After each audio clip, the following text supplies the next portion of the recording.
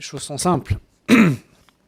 Nous, on a pris acte, comme Nicolas Hulot d'ailleurs, du résultat. Le périmètre a été conçu pour ça. Il délivre le résultat qui était attendu. Voilà, on prend acte. La question ensuite, qui va être intéressante demain, au-delà de l'enjeu ZAD, pas ZAD, ça va être quel aéroport, puisque ce qu'on a quand même aujourd'hui officiellement, et là je ne parle pas des opposants à l'aéroport, je parle des études de l'État qui montrent que l'aéroport de piste, c'est le dernier rapport qui était remis à Ségolène Royal, est surdimensionné. Donc la question c'est est-ce qu'on parle d'un NDDL une piste que les services de l'État ou certains services de l'État jugent approprié et non pas surdimensionné, ou un aéroport surdimensionné. Donc une piste de piste, ça reste ouvert. Nous, on a beaucoup travaillé avec le monde économique, qui est largement favorable à cet aéroport, c'est très clair. Il n'empêche qu'il y a aussi des voix qui se sont exprimées contre cet aéroport, et notamment celle du président de Fleury-Michon, que vous avez dû voir, sur des bases très intéressantes, parce que ce ne sont pas des arguments environnementaux qu'on connaît par cœur, je pense que ça sert à rien qu'on fasse le débat ici, sur une base économique assez simple. D'autres acteurs économiques aussi ont dit ça.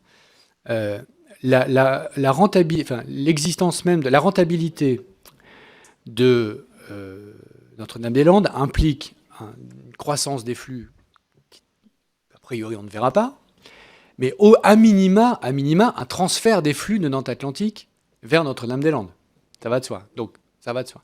Or, il y a quelque chose qui s'est beaucoup développé à Nantes Atlantique récemment, c'est les vols low cost.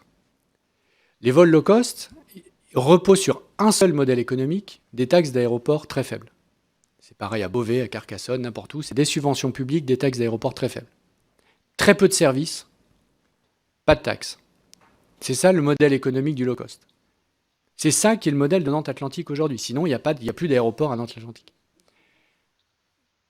Les subventions des collectivités, mais je pars vraiment du modèle. Notre-Dame-des-Landes, c'est exactement l'inverse. En gros, c'est l'EPR de l'aéroport. Super cher. HQE, des taxes d'aéroport. Des taxes d'aéroport extrêmement élevées. Ce qui fait que les PDG des compagnies qui font du low-cost français disent « Moi, je vais pas... je sais que c'est... Je n'irai pas à Notre-Dame-des-Landes parce que les taxes d'aéroport seront trop élevées. Et donc, de toute façon, ce n'est pas le sujet. Donc, c'est un aéroport dont la rationalité économique dépend de flux qui ne verront jamais le jour.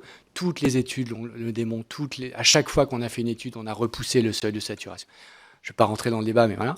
Et deux, la substitution même des flux actuels, qui reposent sur un modèle économique low cost, simple, bas de gamme, entre guillemets, qui est celui aujourd'hui d'un Atlantique, qui n'est pas un aéroport très compliqué, qui est un aéroport satisfaisant, qui a eu des prix quelconques, mais qui n'est pas un aéroport luxueux, va être totalement cassé par ça.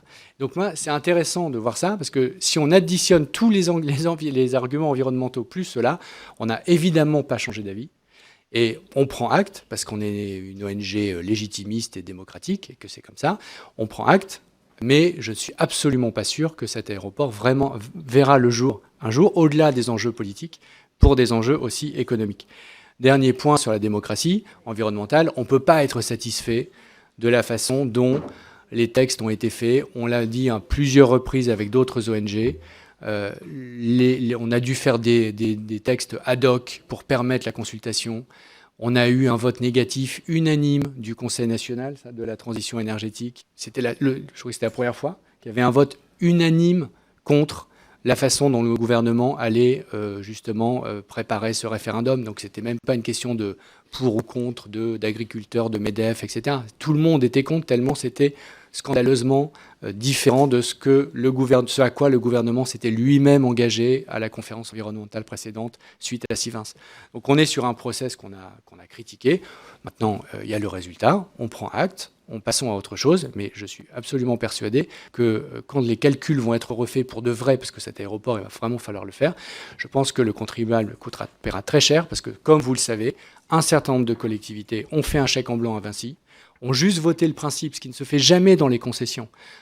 Nous contribuerons si nécessaire, il y aura de l'argent public, sans cadrage, sans plafond, sans conditions. Comme le modèle économique, je pense, résistera absolument pas, comme le père, à la réalité des investissements, ça sera un gouffre pour l'argent public si jamais cet investissement et cet aéroport volent. Merci.